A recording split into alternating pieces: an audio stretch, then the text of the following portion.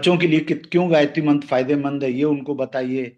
तो इससे उनके जब फ्रीक्वेंटली कांटेक्ट करेंगे तो कभी ना कभी तो एक गायत्री परिजन लिखते थे कि मैं अखंड ज्योति बांटता था। अखंड ज्योति बांटते समय हम लोगों को तुरंत पता चल जाता है कि कहाँ पे पढ़ी जाती है कहाँ पे नहीं पढ़ी जाती। जो लोग पढ़ते हैं अगर एक दो दिन की भी देरी हो जाए तो फोन कर देते हैं आए नहीं आप। और जो पढ़ते ही नहीं है उन्हें कोई मतलब ही नहीं, चाहे 27-28 तारीख हो जाए चाहे अगला महीना आ जाए उन्हें कोई मतलब नहीं। तो बल्कि कई कई तो ऐसे भी होते हैं कह देते हैं कि भैया क्यों दे जाते हो, तो हम लोग कोशिश करते हैं कि नहीं आप रखिए, कोई ना कोई तो आएगा आपके घर में वो पढ़ेगा। तो एक बार एक गायत्री परिजन बोले कि एक जज साहब को मैं देता था अखंड ज्योति और मुझे पक्का यकीन था वो पढ़ते नहीं है, लेकिन मैं अपना फेथफुली दे आता था। मैं सोचता था इनसे मिलने वाले तो कोई ना कोई आते होंगे, बाहर मैगजीन रखी रहेगी, कभी कोई वेट कर रहा होगा मिलने के लिए, वही पढ़ लेगा एक बार। एक बार बहुत बारिश हो गई थी और वो छाता लेकर के अखंड ज्योति बांटने निकले। उन्होंने जज साहब के यहाँ घंटी बजाई, नौकर ने दरवाजा खोला, देखा दूर बरामदा पार करके जज साहब बैठे हैं आराम कुर्सी पे चाय पी रहे हैं। उन्होंने देखा कि ये गायत्री परिजन बरसात में भी छाता लेकर के अखंड ज्योति बांट रहा है। वो कुछ बोले नहीं। अगली बार वो जब फिर से बांटने गए अगले महीने, तो उन्होंने उठ करके उनको बुलाया और प्रणाम किया। उन्होंने कहा कि जब आप बरसात में भी अखंड ज्योति देने आए तो मेरे मन में कौतूहल हुआ, ऐसा क्या है इस पत्रिका में, ये व्यक्ति इतनी बरसात में भी अखंड ज्योति देने आया। तो मैंने उसको पढ़ा और मुझे बहुत अच्छी लगी वो पत्रिका। तो यही बात मैं आप सबसे कहता हूं कि आप अपना कार्य करते रहिए, गुरुदेव अपना काम कर रहे हैं। जिसके भाग्य में होंगे, जिसके पास शुभ संस्कार होंगे, वो पढ़ पाएगा। ठीक है।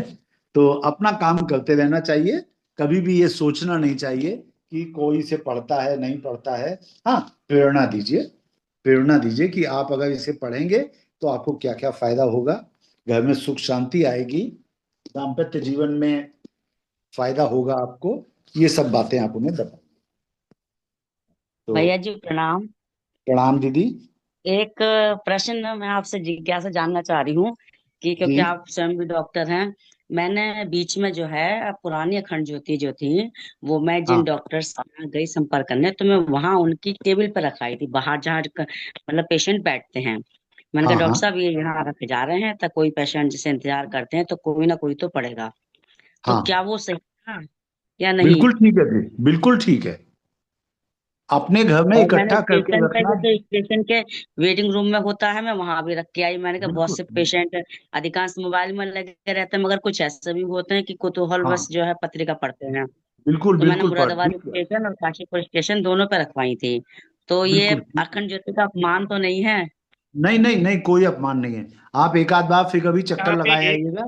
आपके लिए एक अनुभव हम ऐड करना चाहते हैं कि अभी धीरे धीरे जी करके दीदी वो समय आ रहा है कि जैसे डॉक्टर के यहाँ पे वेटिंग रूम होता है या अन्य ऐसी कोई भी जगह जहाँ पे वेटिंग रूम होता है, आपने देखा होगा कि ज्यादातर लोग मोबाइल पे लगे रहते हैं। लेकिन अब ना जी जी समय जी। थोड़ा सा बदल रहा है कि लोग मोबाइल से भी बोर हो चुके हैं। तो वापिस वो इन चीजों की तरफ होते हैं। अगर आपने डॉक्टर साहब के किसी भी डॉक्टर के वहां पे वेटिंग रूम में रखी है ना, तो शायद आपको नहीं पता चलेगा लेकिन उसको न जाने कौन पड़ जाएगा और किसका भाग्य वहां से बदल जाएगा, ये बहुत मतलब अच्छी हम और बात। आप नहीं जानते हैं। बिल्कुल बिल्कुल सही बात। तो यह जी रिचुअल इस धन्यवाद प्रणाम। प्रकार का होना चाहिए जिनमें पहले के कुछ शुभ संस्कारों के बीज मौजूद हैं, उन्हें धीरे धीरे गायत्री का महात्म्य, रहस्य, लाभ समझाते रहा जाए। जो लोग आध्यात्मिक उन्नति के महत्व को नहीं समझते उन्हें गायत्री से होने वाले भौतिक लाभों का सविस्तार वर्णन किया जाए। मतलब जो आध्यात्मिक दृष्टिकोण नहीं रखते उनको आप सीधे सीधे ये बताइए कि all India institute of medical sciences और आईआईटी दिल्ली ने देखा है कि अगर गायत्री मंत्र का जाप करें तो उससे प्री फ्रंटल कॉर्टेक्स में ग्रे मैटर की डेंसिटी बढ़ती है, आपकी लर्निंग की कैपेसिटी बढ़ जाएगी, आप पहले से ज्यादा इंटेलिजेंट हो जाएंगे, आपके डिसीजन मेकिंग पावर में बहुत ज्यादा बढ़ोतरी होगी, आप पहले से ज्यादा अच्छे डिसीजंस ले पाएंगे प्रॉब्लम वाली सिचुएशन में। तो ये सब आप उन लोगों को बताइए जो ज्यादा आध्यात्मिक दृष्टिकोण नहीं रहते। छोटे बच्चों को तो ये बहुत ही आसानी से समझाया जा सकता है। डॉक्टर साहब एक और चीज है जिसको सही गलत का निर्णय वैसे आप लेंगे, हमने तो गुरु चरणों में समर्पित करके वो करा कि छोटे बच्चों को तो आप जो कहो वो मान लेते हैं, सुन लेते हैं। सारी जो प्रॉब्लम्स इकट्ठी होती है या जो तर्क करते हैं वो बड़े लोग करते हैं। तो बड़े लोगों के बिल्कुल। बीच में एक समाधान टाइप का निकाला कि अक्सर लोगों को आजकल प्रॉब्लम होती है सर दर्द की, नींद ना आने की, थकावट की, ऐसी समस्याओं से लगभग लगभग लोग ग्रस्त रहते हैं। तो हम तो उनको उपाय के तौर पे एक चीज कहते हैं कि 3 बार अपने मन में ओम का गुंजन करिए, थोड़े देर गायत्री मंत्र करिए, ये आपका इलाज करेगा। थोड़े दिन करके इसको देखिए और इसका सर सकारात्मक प्रभाव वाकई में देखने को मिलता मिलता है। एक आप लोगों से एक रिक्वेस्ट करेंगे कि आप लोग अगर बहुत अच्छे मन से तैयार हों तो मैं आपको ऐसी मेडिकल क्लिप्स डालना शुरू कर दूंगा, जैसे कि आप जिस इस तरह के लोगों, जिनको ओम भैया ने कहा कि जो लोग मतलब ज्यादा आध्यात्मिक दृष्टिकोण नहीं है ना, और सवाल जवाब ज्यादा करते हैं, तर्क बहुत करते हैं, उनको समझाना मुश्किल है, उनको सीधे सीधे साइंस से बात करिए। ठीक है। ऐसे भी हम लोग एक दो क्लास रख लेंगे जिसमें साइंटिफिक तरीके थोड़े से डिस्क्राइब करेंगे। जो लोग आध्यात्मिक उन्नति के महत्व को नहीं समझते, उन्हें गायत्री से होने वाले भौतिक लाभों का सविस्तार वर्णन किया जाए, अखंड ज्योति द्वारा प्रकाशित गायत्री साहित्य पढ़ाया जाए, इस प्रकार उनकी रुचि को इस दिशा में मोड़ा जाए जिससे वे आरंभ में भले ही सकाम भावना से ही सही वेद माता का आश्रय ग्रहण करें, पीछे तो स्वयं ही इस महालाभ पर मुग्ध होकर छोड़ने का नाम न लेंगे। एक बार रास्ते पर डाल देने से गाड़ी अपने आप ठीक मार्ग पर चलती जाती है। यह ब्रह्म प्रसाद अन्य साधारण स्थूल पदार्थों की अपेक्षा कहीं अधिक महत्वपूर्ण है। आइए इसे धन से ही नहीं, प्रयत्न से ही वितरण हो सकने वाले ब्रह्म प्रसाद को वितरण करके वेद माता की कृपा प्राप्त कीजिए और अक्षय पुण्य के भागीदार बनिए। गायत्री से यज्ञ का संबंध देखिए, गायत्री और यज्ञ अन्योन्याश्रित हैं। ये दोनों एक दूसरे पे बहुत अच्छे तरह से जुड़े हुए हैं। यहां तक कि ये तो आप मानते ही हैं कि वेद जो हैं वो हमारे सबसे प्राचीन ग्रंथ हैं। वेदों में भी ऋग्वेद सबसे प्राचीन है, सबसे पहले इसी का नाम आता है ऋग्वेद का। ऋग्वेद के प्रथम अध्याय के प्रथम मंडल की प्रथम ऋचा वो भी यज्ञ को समर्पित है। ओम अग्निमीले पुरोहितम यज्ञस्य दिव्य मृत्युजम होतावम रत्नदातमम। ओम अग्निमीले पुरोहितम। तो ये जो पहली ऋचा है इसमें भी यज्ञ की बहुत सराहना की गई है कि यज्ञ करने से जो यज्ञ करने वाले लोग हैं उनको अनेकों रत्नों की प्राप्ति होती है। रत्न क्या? आपको आध्यात्मिक लाभ होंगे, आपके प्राणों की चिकित्सा हो जाएगी, आपको प्राणों का लाभ होगा। यज्ञ भारतीय संस्कृति का आदि प्रतीक है। हमारे धर्म में जितनी महानता यज्ञ को दी गई है उतनी और किसी को नहीं दी गई है। हमारा कोई भी शुभ अशुभ धर्म कृत्य यज्ञ के बिना पूर्ण नहीं होता। जन्म से लेकर अंत्येष्टि तक 16 संस्कार होते हैं, इनमें अग्निहोत्र आवश्यक है। जब बालक का जन्म होता है तो उसकी वक्षात सूतक निवृत्ति तक घर में अखंड अग्नि स्थापित रखी जाती है। नामकरण, यज्ञोपवीत, विवाह आदि संस्कारों में भी हवन अवश्य होता है। अंत में जब शरीर छूटता है तो उसे अग्नि को ही सौंपते हैं। अब लोग मृत्यु के समय चिता जलाकर यूं ही लाश को भस्म कर देते हैं, पर शास्त्रों में देखा जाए तो यह भी एक संस्कार हुआ करता था। इसमें वेद मंत्रों से विधि पूर्वक आहुतियां चढ़ाई जाती हैं और शरीर यज्ञ भगवान को अर्पण किया जाता है। प्रत्येक कथा, कीर्तन, व्रत, उपवास, पर्व, त्योहार, उत्सव, उद्यापन में हवन को आवश्यक माना जाता है। प्राचीन काल में जब हम लोगों का शरीर शांत हो जाता था तो उसको भी लकड़ी की चिता पे रख करके और यज्ञ की तरह से मंत्रों को बोला जाता था। मंत्रों का अर्थ होता था कि हे ईश्वर, आपने हमें आंखें दी, आपको आंखें समर्पित हैं। हे ईश्वर, आपने हमें हाथ दिए, ये हाथ आपको समर्पित हैं। हे ईश्वर, आपने हमें ये पैर दिए, ये पैर आपको समर्पित हैं। इस तरह से शरीर के सभी अंग आपको समर्पित करते हुए और उसमें आहुति दी जाती थी। यज्ञ के द्वारा चिता को जलाया जाता था। इसे एक संस्कार कहते थे।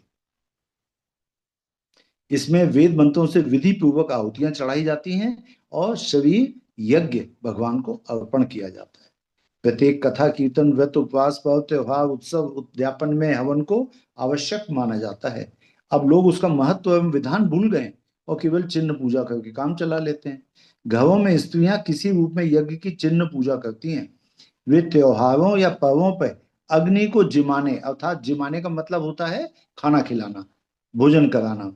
तो वे त्योहारों या पर्वों पे अग्नि को जिमाने या अगियारी करने का, अगियारी शब्द जो है वो यज्ञ की अग्नि अर्थात यज्ञाग्नि, यज्ञाग्नि का अपभ्रंश है। यज्ञाग्नि यज्ञाग्नि यज्ञाग्नि आप लगातार बोलते चले जाएं तो धीरे धीरे हजारों सालों में यज्ञाग्नि से यज्ञ की अग्नि जो है वो अगियारी में परिवर्तित हो गई। थोड़ी सी अग्नि लेकर उस पर घी का प्रज्वलित करना, उस पर पकवान के छोटे छोटे ग्रास चढ़ाना और फिर जल से अग्नि की परिक्रमा कर देना, यह विधान हम घर घर में प्रत्येक पर्व एवं त्योहारों पे होते देख सकते हैं। पितरों का श्राद्ध जिस दिन होगा उस दिन ब्राह्मण भोजन से पूर्व इस प्रकार अग्नि को भोजन अवश्य कराया जाएगा, क्योंकि यह स्थिर मान्यता है कि अग्नि के मुख में दी हुई आहुति देवताओं और पितरों को अवश्य पहुंचती है। विशेष अवसर पर तो हवन करना ही पड़ता है। नित्य की चूल्हा, चक्की, बुहारी आदि से होने वाले जीव हिंसा एवं पातकों के निवारणार्थ पर नित्य पंच यज्ञ करने का विधान है। आप देखिए चलते हैं, चलते में चींटी चींटे छोटे छोटे जानवर आपके पैरों से कुचल जाते हैं। आप नित्य बर्तन धोते हैं, नित्य आप खाना पकाते हैं, तो तमाम उसमें छोटे छोटे कीड़े हैं जिनकी आहुति हो जाती है, जिनकी मृत्यु हो जाती है। तो इसके लिए कुछ प्रायश्चित होना चाहिए। तो इन सब के लिए पूर्वजों ने एक बहुत छोटा सा बलिवैश्व यज्ञ बनाया। ये बलिवैश्व यज्ञ जो है इसमें छोटी छोटी 5 आहुतियां बिना नमक के भोजन की, जो ताजा बना हो। अगर ताजा कुछ नहीं बनाया, फ्रिज में रखा खाना खा रहे हैं, तो फिर आप केवल शक्कर और देसी घी की आहुति दे दीजिए। वो भी नहीं देना चाहते तो केवल गुड़ की आहुति दे दीजिए। वो भी नहीं देना चाहते केवल चीनी की आहुति दे दीजिए, लेकिन नमक ना हो और ताजा बना हुआ खाना। इन 5 में बलिवैश्व भी है। बलिवैश्व अग्नि में आहुति देने से होता है। इस प्रकार शास्त्रों की आज्ञा अनुसार तो नित्य हवन करना भी हमारे लिए आवश्यक है। होली तो यज्ञ का त्योहार ही है। आजकल लोग लकड़ी उपले जलाकर होली मनाते हैं। शास्त्रों में देखा जाए तो यह होली भी यज्ञ है। लोग यज्ञ की आवश्यकता और विधि को भूल गए और केवल ईंधन जलाकर उस प्राचीन परंपरा को किसी प्रकार पूर्ति कर देते हैं। हम लोग ये तो भूल गए होली पे यज्ञ कैसे किया जाता है, लेकिन अब एक परंपरा के तौर पे लकड़ी जला देते हैं। और अभी भी जहां मोहल्लों में पुराने घर हैं तो वो लोग थोड़ा सा पूजन कर देते हैं होली का, पहले जलाने से पहले उन्होंने रोली चावल से पूजन कर दिया, धूप दीप नैवेद्य से पूजन कर दिया। एक्चुअली वो नई फसल का एक नवान्न यज्ञ होता था। नव अन्न का यज्ञ, नवान्न यज्ञ। नई फसल को सबसे पहले अग्निदेव को समर्पित करते थे। और बाकी जो होलिका दहन वाली बात है, लेकिन देखिए परंपराओं को पालन तो कर रहे हैं। लकड़ी तो जला दी, लेकिन आपने अक्सर, हमारे एक मित्र ने हमको बताया कि उनके मोहल्ले में होली जलती है तो लोग होलिका मैया की जय बोलते हैं। बोले हमने उनसे कहा कि होलिका तो वो थी जो प्रहलाद की बुआ थी और उसको तो जल जाना चाहिए था, तो होलिका की जय क्यों बोल रहे हैं? बोले ये जो अग्नि जल रही इसकी जय बोल रहे हैं। बोले नहीं, पर आप तो होलिका, या तो आप कहिए होली पर्व की जय, है ना। तो थोड़ा सा हमें हर बात में विवेक का इस्तेमाल करना चाहिए। होलिका मैया की जय करना उचित नहीं है। होलिका के अवसर पर नरसिंह भगवान की नरसिंह गायत्री का जाप करना चाहिए। या भक्त ये अगर ऐसा, ज्यादातर डॉक्टर साहब ये जी ज्यादातर जगहों पर डॉक्टर साहब होलिका मैया की जय ही बोलते हैं और हम लोग खुद भी हाँ आश्चर्यचकित होते हैं। हाँ, जब अगर उनको बताया जाए कि दीदी ये जो होलिका मैया हैं ये तो प्रहलाद की माँ थी, बुआ थी, और ये प्रहलाद को मारने के लिए बैठी थी, उनके पास एक ऐसा शॉल था, एक कपड़ा था जो आग में उनको जलने नहीं देता, लेकिन मान्यता ये है कि वो गोद में लेके बैठी प्रहलाद को, और खुद तो उन्होंने वो शॉल ओढ़ लिया था, उन्हें मालूम था वो जलेंगी नहीं। पर भगवान की कृपा से वो शॉल या तो उड़ गया और होलिका मैया जल गई और प्रहलाद जीवित बच गए। इसी यानी वो वजह से भक्त भगवान की कृपा। इसी वजह से वो जल गई। इसीलिए उनकी होलिका मैया की जय कहा जाता है कि होलिका मैया तो जल गई, प्रहलाद भैया को हाँ बचा लें। इसीलिए जय कहा जाता है कि आप, मृत्यु आपकी हो गई, प्रहलाद जी बच गए, इसलिए जय बोला जाता है। नहीं, डॉक्टर साहब ने लेकिन जो बताया वो बिल्कुल सत्य है। और उसमें जो एक चीज अच्छी हमने इस बार होली में सुनी, और हाँ अपने बुद्धि विवेक से हम तो जो यज्ञ करते हैं उस यज्ञ की जो सामग्री जो शांति कुंज वाली हम लोगों के पास होती है, हम वो वही सबको ले दे गए थे दीजिए। और उसी की गायत्री मंत्र की आहुतियां दी थी। हमने कहा और कोई विधि विधान प्रभु हमें नहीं आता, हमें गायत्री का यज्ञ आता है, बस बस गायत्री मंत्र बस, करते हुए हमने वही आहुतियां दी थी। और बहुत भक्त बढ़िया, बहुत प्रहलाद की जय। वक्त फैलाती है। Very good, very good. हाँ, अगर बहुत ज्यादा किसी को शास्त्रोक्त विधि से करना है तो उसमें फिर प्रॉपर गुरुदेव का तो दिया हुआ तरीका है ही, जिसमें नरसिंह भगवान के नाम से गायत्री मंत्र बोला जाता है। ठीक है, तो उन पांचों में बलिवैश्य भी है। बलिवैश्य अग्नि में आहुति देने से होता है। इस प्रकार शास्त्रों की आज्ञा अनुसार तो नित्य हवन करना भी हमारे लिए आवश्यक है। होली तो यज्ञ का त्योहार है। आजकल लोग लकड़ी उपले जलाकर होली मनाते हैं। शास्त्रों में देखा जाए तो यह यज्ञ है। लोग यज्ञ की आवश्यकता और विधि को भूल गए और केवल ईंधन जलाकर उस प्राचीन परंपरा की किसी प्रकार पूर्ति कर देते हैं। इसी प्रकार श्रावणी, दशहरा, दीपावली के त्योहारों पर किसी न किसी रूप में हवन अवश्य होता है। नवरात्र में स्त्रियां देवी की पूजा करती हैं तो अग्नि के मुख में देवी के निमित्त घी, लौंग, जायफल आदि अवश्य चढ़ाती हैं।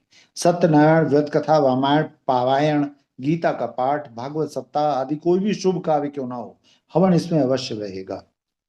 साधनाओं में भी हवन अनिवार्य है। जितने भी पाठ, पुष्प, जप, साधन किए जाते हैं, वे चाहे वेदोक्त हों चाहे तांत्रिक, हवन उसमें किसी न किसी रूप में अवश्य करना पड़ेगा। गायत्री उपासना में भी हवन आवश्यक है। अनुष्ठान या पुष्प में जप से 10वां हिस्सा हवन करने का विधान है। जो लोग भी अनुष्ठान करते हैं उन लोगों को पता होना चाहिए कि जितने मंत्रों की उन्होंने अनुष्ठान किया है, अगर 24,000 मंत्र का अनुष्ठान किया है तो 1/10 और नहीं संभव हो तो 1/100 आप उसको फिर हवन कर लें उतना। जैसे 24,000 का उन्होंने अनुष्ठान किया है तो 240 आहुति का हवन कर लें। या तो 10 दिन तक 24-24 आहुति का करें या एक ही दिन बैठ करके 240 आहुति का कर लें। भैया जी एक ऐसे भी बता रहे थे कि जैसे हम अगर हवन ना करना चाहें तो उतनी माला जो है एक्स्ट्रा कर लें, तो वो भी हाँ, हवन ये की भी श्रेणी होता में है, आता ये है। भी।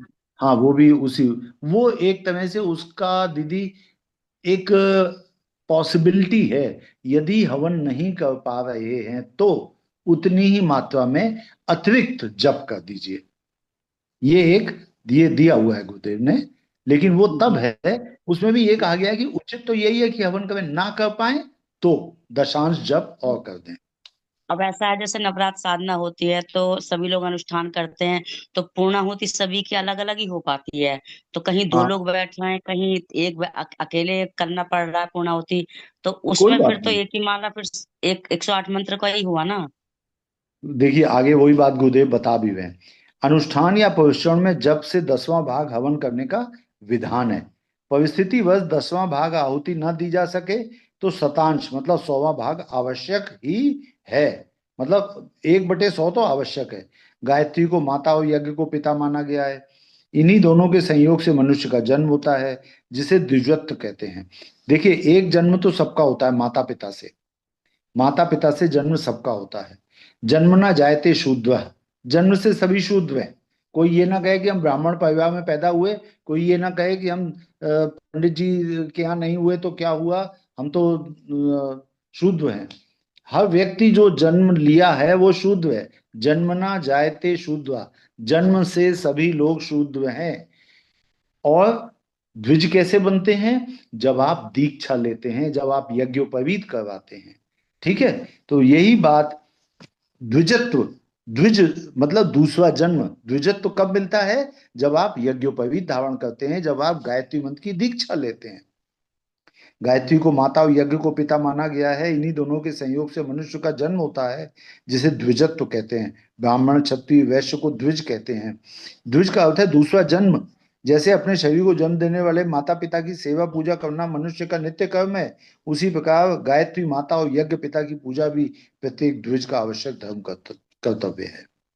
जैसे आप अपने जन्म देने वाले माता पिता की पूजा करते हैं, उनका लालन पालन करते हैं जब वो बुढ़े हो जाते हैं, तो वैसे ही गायत्री माता और यज्ञ पिता का भी सम्मान करना, उनका पालन पोषण करना आपका धर्म कर्तव्य है। ये आपके दूसरे माता पिता हैं। धर्म ग्रंथों में पग पग पर यज्ञ की महिमा का गान है। वेद में यज्ञ का विषय प्रधान है, क्योंकि यज्ञ एक ऐसा विज्ञानमय विधान है जिससे मनुष्य का भौतिक और आध्यात्मिक दृष्टि से कल्याणकारक उत्कर्ष होता है। भगवान यज्ञ से प्रसन्न होते हैं। कहा गया है, यो यज्ञ है यज्ञ परमय विज्वते, यज्ञ संहिता तम यज्ञ पुरुषम विष्णु नमामि प्रभुम ईश्वरम। जो यज्ञ द्वारा पूजे जाते हैं, यज्ञमय हैं, यज्ञ रूप हैं, उन यज्ञ पुरुष विष्णु भगवान को नमस्कार है। जैसे अभी इस सृष्टि में जिसमें हम लोग हैं, इस सृष्टि काल में, इस मनवंतर में, हम लोगों के सामने तो नहीं, लेकिन हम लोगों से करीबन 7,000 साल पहले भगवान राम का और 5,000 साल पहले भगवान श्री कृष्ण का जन्म हुआ था। उसी तरह से अनेकों मनवंतर पहले यज्ञ भगवान विष्णु भगवान के अवतार के रूप में जन्म ले चुके हैं।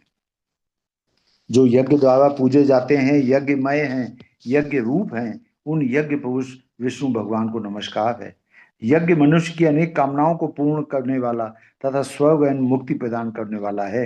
यज्ञ को छोड़ने वालों की शास्त्रों में बहुत निंदा की गई है। जैसे गायत्री के लिए कहा गया है, गयान प्राणान त्रायते स गायत्री, जो प्राणों की रक्षा करे, जो मनुष्य की रक्षा करती है, जो मनुष्य को प्राण दिलाती है, भवसागर से पार ले जाती है, वो गायत्री है। उसी तरह से यज्ञ पिता भी हमारे सभी तरह से पालन पोषण करते हुए हमको इस संसार सागर से पार ले जाते हैं, स्वर्ग और मुक्ति प्रदान करते हैं। तो यज्ञ को छोड़ने वालों की शास्त्रों में बहुत निंदा की गई है। कस्त्वा विमुच्यति सत्वा विमुच्यति कस्मै त्वा विमुच्यति तस्मै त्वा विमुच्यति पोषाय रक्षसाम भागेसी। सुख शांति चाहने वाले कोई व्यक्ति यज्ञ का परित्याग नहीं करता। जो यज्ञ को छोड़ता है उसे यज्ञ रूप परमात्मा भी छोड़ देते हैं। सबकी उन्नति के लिए आहुतियां यज्ञ में छोड़ी जाती हैं। जो नहीं छोड़ता वह राक्षस हो जाता है। कई तरह से यज्ञ की महिमा बताई गई है। हम लोग ओम भैया एक काम कर सकते हैं। ओम भाई साहब, जी प्रभु जी, सुन रहे हैं। हम लोग एक काम कर सकते हैं, यज्ञ से संबंधित 3-4 क्लिप्स जिसमें यज्ञ का पूरा वर्णन किया गया हो, साइंटिफिक, ये विवल भैया की आवाज में या देव संस्कृति विश्वविद्यालय से और तमाम जो यज्ञ के हैं वो क्लिप्स आप डालना शुरू कर दीजिए, ताकि कोई भाई बहन जिनको यज्ञ के विज्ञान के विषय में नहीं मालूम है, तो वो लोग यज्ञ के विषय में उससे सीख सकें, पढ़ सकें और समझ सकें। यज्ञ के विषय में थोड़ा सा हम आपको ये बता दें कि यज्ञ के आध्यात्मिक फायदे तो हैं ही, यज्ञ करने से बहुत से अनेक फायदे भी होते हैं। जिस स्थान पर यज्ञ किया जाता है गायत्री मंत्र बोल करके, वहां पर बीमारी फैलाने वाले कीटाणु 98% कम हो जाते हैं और 7 दिन तक कम रहते हैं। जिस स्थान पर यज्ञ किया जाता है गायत्री मंत्र बोल करके, वहां पे बीमारी फैलाने वाली फंगस, जैसे बरसात के दिनों में गीले अंडरवियर पहनने से जांग के बगल में कट जाता है, दाद हो जाता है, उसे हम लोग फंगल इन्फेक्शन कहते हैं, तो ये फंगस 88% कम हो जाती है। जिस स्थान पर यज्ञ किया जाता है वहां पे बीमारी फैलाने वाले कीटाणु कम होते हैं, फंगस कम होती है। साथ साथ जो घरों में इलेक्ट्रोमैग्नेटिक रेडिएशन होता है, जैसे मोबाइल है, लैपटॉप है, वाईफाई लगा हुआ है, कनेक्शन है वाईफाई का, इन सब से जो हार्मफुल रेडिएशंस निकल रहे हैं वो रेडिएशन कम हो जाते हैं अगर हम घरों में गायत्री मंत्र बोल करके यज्ञ करें। जिस स्थान पर गायत्री मंत्र बोल करके यज्ञ किया जाता है वहां पर एंटीऑक्सीडेंट एक्टिविटी बढ़ जाती है। ये एंटीऑक्सीडेंट एक्टिविटी हमारे शरीर में वृद्धावस्था की दर को कम करती है। हम धीरे धीरे बूढ़े होंगे, जल्दी से बूढ़े नहीं होंगे। जिस जगह पे गायत्री मंत्र बोल के यज्ञ किया जाता है वहां पर ये NO2, SO2, ये हानिकारक गैसेस जो कि बहुत ज्यादा नुकसान पहुंचाती है हमारे स्वास्थ्य को, इनका लेवल कम हो जाता है अगर यज्ञ घर के अंदर किया जाए।